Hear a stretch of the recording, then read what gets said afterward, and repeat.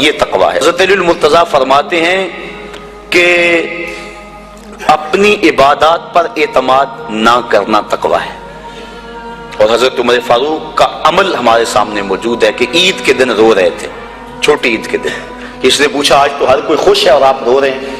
کہا مجھے نہیں پتا کہ میرے روزے قبول ہوئے ہیں یا کہ نہیں، اگر قبول ہوئے تو پھر میرے لیے خوشی کی بات، اور اگر قبول نہیں ہوئے تو میرے منہ پہ مارے گئے، اس لیے میں چونکہ قطعاً جانتا نہیں اس لیے رو رہا ہوں کہ پتہ نہیں میں کن لوگوں میں سے ہوں۔ حضرت بایزید بستامی سے کسی بڑھیا نے پوچھا تھا حضرت ایک مسئلہ تو بتاؤ۔ پوچھا کیا؟ کہا میرے گدھے کی دم اچھی ہے یا آپ کی داڑھی اچھی ہے؟ آئے مجھے کوئی یہ مسئلہ پوچھ کے تو دیکھے پھر جائے کہاں۔ بایزید بستامی سے بڑھیا نے پوچھا آپ کی داڑھی اچھی یا میرے گدھے کی دم اچھی؟ ناراض نہیں ہوئے، بگڑے نہیں، آنکھوں سے آنسو ڈھلنے لگے۔ کہا تیرے سوال کا جواب فی الحال میرے پاس نہیں ہے، جب میں مر جاؤں گا تو پھر میرے پاس جواب ہوگا، پھر تو مجھے کیسے مل پائے گی۔ بایزید بستامی کا انتقال ہو گیا، بڑھیا کے خواب میں آئے۔ کہا حضرت میرا سوال اسی جگہ پہ کھڑا ہے۔ کہا اللہ کا شکر ہے میری داڑھی تیرے گدھے کی دم سے ہزاروں درجے بہتر ہے، چونکہ میرا خاتمہ ایمان پہ ہو گیا۔ تو جب تک یقین نہیں ہو جاتا کہ میں کن لوگوں میں ہوں اتنی دیر تک یہ ظاہر انسان کا اندر بے چین رہتا ہے۔ بڑے سخت معاملے ہیں آخرت کے۔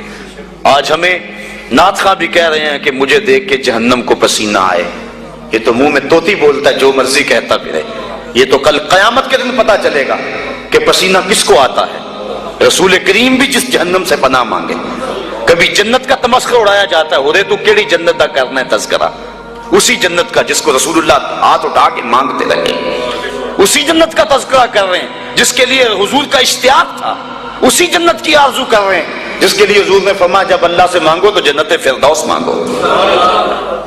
تو آج دلیری دی جا رہی ہے، آج پیر بیعت کرنے کے بعد جنت کا پرمٹ دے دیتا ہے۔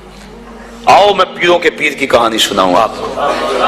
حضرت شیخ سعدی شیرازی فرماتے ہیں کہ ایک بندہ مطاف میں کنکروں کے اوپر پیشانی رکھ کے زاروں کے تار ہو رہا ہے اور کیا کہتا ہے اللہ مجھے معاف کر دے، نہیں تو قیامت کے دن اندھا اٹھانا، میں تیرا کیا تیرے بندوں کا سامنا بھی نہیں کر سکتا۔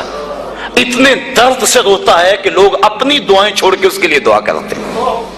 جن لوگوں نے حج کیا یا عمرہ کیا انہیں اس کا تجربہ ہوگا۔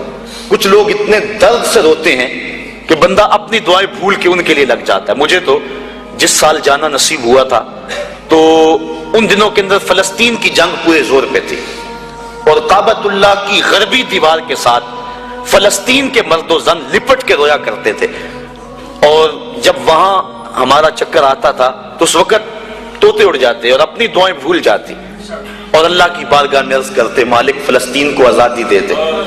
یہ کسی کا باپ اس کے سامنے کٹا ہوگا، کسی کی گود سے اس کا لال چھوڑ کے ان کے لیے دعائیں کرنے لگ جاتا، فلسطین کی آزادی کے لیے دل تڑپتا، پھر کشمیر کی طرف، آذربائیجان کی طرف، کابل و قندھار کی طرف، دشت لیلا کی طرف اور قلعہ جنگیر تورا بورا کی طرف اور موصل و تقرید کی طرف اور کوفہ و بغداد کی طرف انسان کا دل جاتا کہ وہاں کیا کچھ ہو رہا ہے، اور انسان اپنی دعائیں چھوڑ کے امت کے لیے رونے لگ جاتا ہے۔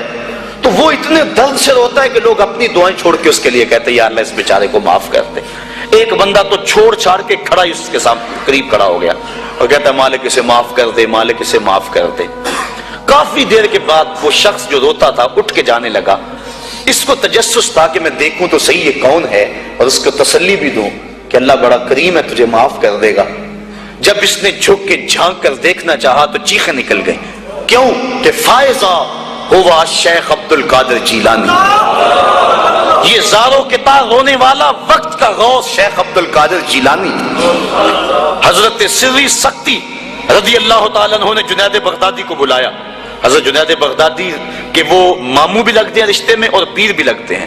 یہ پیر مرید کی کہانی سنا رہا، آج کا پیر تو گارنٹی دے رہا ہے نا، اللہ اکبر حضور تو حضرت ربیہ کو بھی جنت کی بشارت دیں اور ساتھ کہیں کثرت سجود سے میری مدد کرنا، اور پیر کہتا تجھے پرواہ نہیں ہے۔ آؤ اس پیر مرید کی کہانی سنا رہا ہوں۔ حضرت جنید بغدادی فرماتے ہیں میرے ماموں نے تنہائی میں مجھے بلایا اور مجھے وصیتیں کی، جب ایک وصیت کی تو میرے پاؤں تلے سے زمین نکل گئی۔ کہنے لگے بیٹا جب میں مر جاؤں تو میری قبر بغداد سے باہر بنانا۔ میں نے پوچھا حضور کیوں؟ فرمانے لگے میری بدعمالیوں کی وجہ سے کہیں بغداد کی مٹی میری لاش کو قبول کرنے سے انکار نہ کر دے اور میں لوگوں کے سامنے رسوا نہ ہو جاؤں۔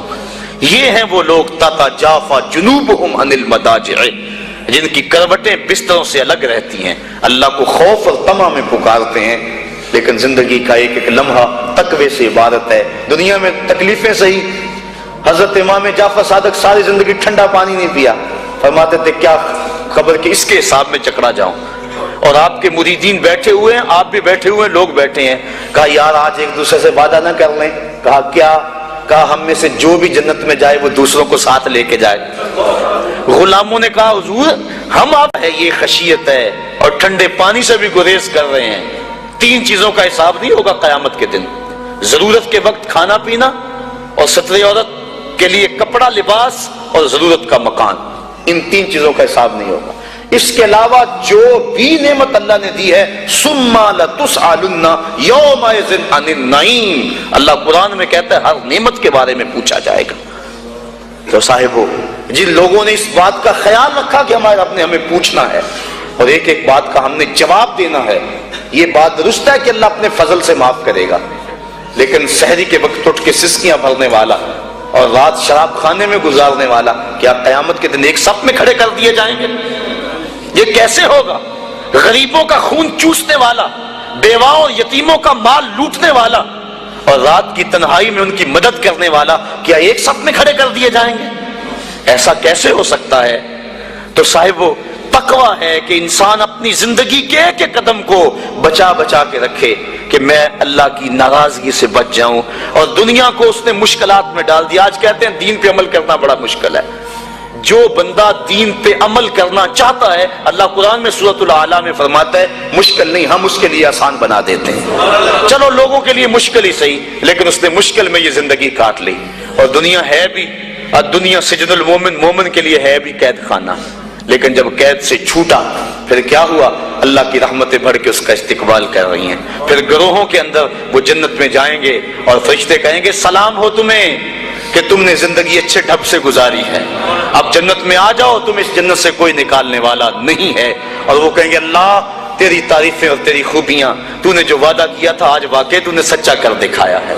اور پھر جنت میں ان کو گوناگون نعمتیں دی جائیں گی، اور جنت میں مائے معین ہوگا، حوض کوثر ہوگا، سلسبیل ہوگا، کبھی وہ حوروں سے جام پیئیں گے، کبھی وہ غلمانوں سے جام پیئیں گے، لذت تو بڑی ہوگی، لیکن ایک لذت کی کہانی اللہ نے قرآن میں سنائی، ہمیں ایک وقت ایسا بھی پھر آئے گا وَسَقَاهُمْ رَبُّهُمْ شَرَابًا طَهُورًا، ان کا رب انہیں خود شراب طہور پلائے گا کہ تم نے میرے لیے چھوڑا، دنیا کی شراب تو نہیں پی لو، میرے دست قدرت سے شراب پیو۔ تو وَسَقَاهُمْ رَبُّهُمْ، نہ حوروں کے ہاتھوں سے، نہ غلمانوں کے ہاتھوں سے، نہ کسی اور کے ہاتھوں سے، وَسَقَاهُمْ رَبُّهُمْ۔ پھر دنیا کی تکلیفیں یاد رہیں گی جب مالک شراب طہور پلا رہا ہوگا۔ تو یہ ہے زندگی، اپنی زندگی کو اس ڈھب سے گزاریں کہ آخرت کی زندگی بہتر ہو جائے جو نہ ختم ہونے والی ہے۔ کار ما آخر شدو آخر زما کار نشد، مشتخا کے ما